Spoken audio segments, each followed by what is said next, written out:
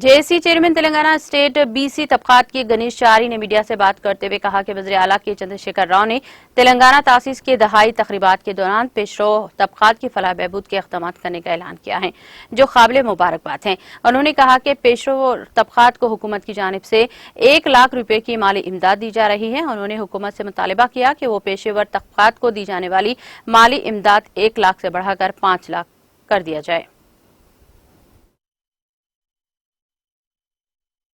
చాలా మంది బిక్కుబిక్కుమని జీవిస్తున్నారు.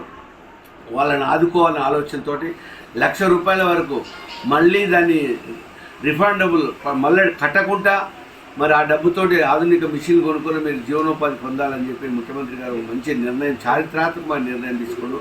దానికి మేము స్వాగతిస్తూ ముఖ్యమంత్రి కృతజ్ఞతలు తెలియజేస్తూ మరి దాని విధి విధానాలు కూడా రూపకల్పన చేయాలి. ఎందుకంటే చాలామంది నన్ను అడుగుతున్నారండి, అన్ని కులాల వాళ్ళు నన్ను అడుగుతున్నారు.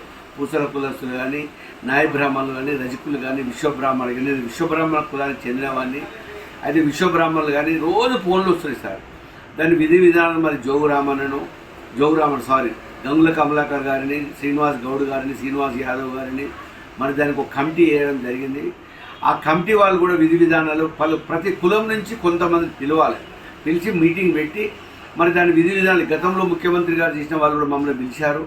మరి మీరు కూడా పిలిచి మా కులం వాళ్ళ అధ్యక్షులు, సెక్రటరీ పిలిచి విధి విధానాలు ఖరారు చేస్తే ప్రజలు సంతోషపడతారు.